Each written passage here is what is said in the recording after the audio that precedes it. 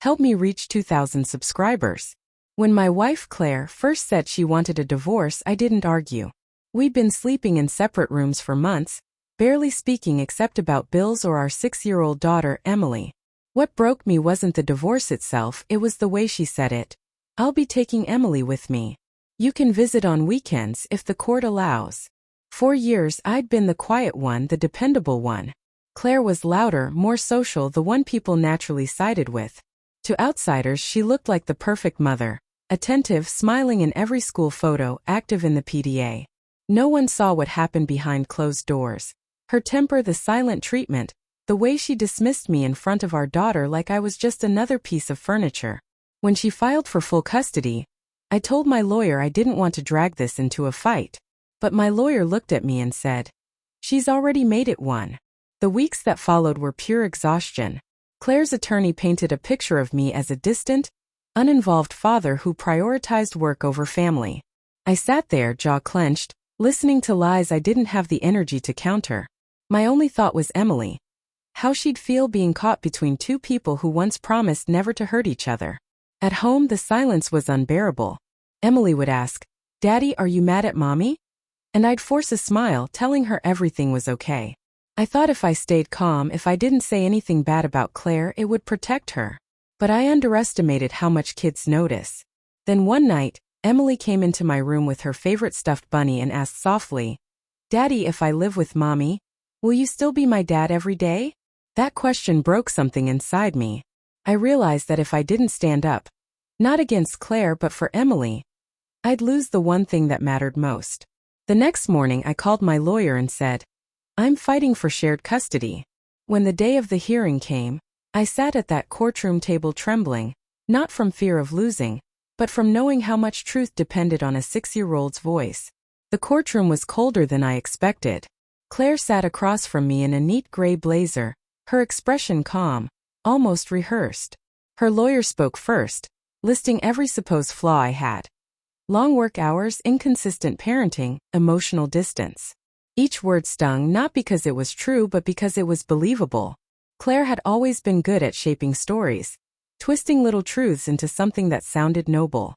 When it was my turn, my lawyer stood and spoke about my role as a father, how I was the one who took Emily to school, read her bedtime stories, taught her how to ride a bike. I could see the judge listening but not reacting. It all felt like noise in a place where hearts didn't matter, only evidence. Then came the moment I'd been both dreading and hoping for. The judge said softly, "I'd like to hear from Emily." Claire's head turned sharply toward me, her smile faltering. She hadn't expected that. Neither had I. Emily walked in holding her little bunny, her feet barely touching the ground as she climbed the witness chair. Everyone's tone shifted. The lawyers stopped sounding like lawyers. Even the judge softened his voice. He asked her gentle questions, where she liked to spend her time, what she liked to do with Mommy and Daddy. She answered in that small, careful voice kids use when they sense something big is happening. "Mommy's house is pretty," she said. "She buys me dresses and lets me stay up late." Claire smiled proudly. Then came the pause, the one moment where silence held its breath. "But I like Daddy's house more," Emily added quietly, clutching her bunny tighter. "Because when I'm sad, he listens to me. And when I tell him secrets, he never laughs." The room fell completely still. The judge leaned back, observing both of us. Claire's smile disappeared entirely. Emily continued, not realizing how powerful her little truth was. "Sometimes Mommy gets mad and says Daddy doesn't love me because he's busy. But he does. He always says he loves me every night. Even when I fall asleep before I say it back. By then I wasn't thinking about winning or losing. I just wanted to hug her." Every word that came out of her mouth was pure, unfiltered honesty. The kind only a child can give. The judge looked at Claire for a long moment before saying gently, "Thank you, Emily. You've helped me understand a lot." As she left the room holding the bailiff's hand, I noticed Claire's fingers trembling on the table. For the first time she looked uncertain. The judge took a deep breath before speaking. "Mr. and Mrs. Bennett," he began, "this isn't about who looks like the better parent. It's about who listens, who nurtures, and who provides emotional stability. Based on what I've heard, it's clear that Emily feels equally bonded to both of you. However," he paused, glancing briefly toward Claire, One parent seems to be using that bond as leverage. Claire's lawyer quickly objected, muttering about misinterpretations, but the judge raised his hand to silence him. His tone stayed calm, but there was steel beneath it. Children don't lie about how they feel safe. Emily's words tell me enough. I didn't breathe as he continued. Custody will be shared equally. Neither parent will restrict the other's time or influence. What this little girl needs is cooperation, not competition. For a second I thought I misheard him. Claire blinked rapidly, eyes wide, as if trying to process what just happened. I didn't celebrate or gloat. I just closed my eyes and whispered, "Thank you." After court, as we stepped into the hallway, Claire turned toward me. "You think you won, don't you?" she said bitterly. I looked at her, tired but calm.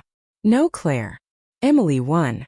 She scoffed, wiping away tears that looked more like anger than sadness. "You always play the victim, Daniel. Always the quiet, noble one." I didn't respond. There was no need. The truth had already spoken for itself.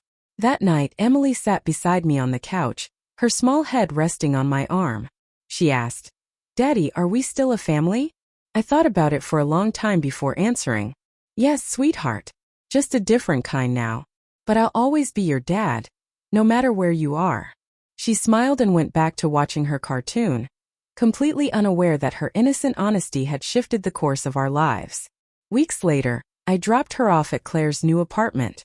Things were quieter between us. Not warm, not friendly, but civil. Before leaving, I crouched down to tie Emily's shoes and she whispered, "Daddy, I told the truth because I didn't want you to be lonely." My throat tightened. "You'll never have to worry about that," I said softly. "You're my heart walking outside my body." As she ran inside, I glanced toward Claire standing by the door. For the first time in years, she didn't look like the woman who needed to win. She just looked human. Maybe she realized it too. That love isn't proven in courtrooms, but in the quiet moments a child never forgets. And sometimes it only takes a 6-year-old simple question to remind the adults what really matters.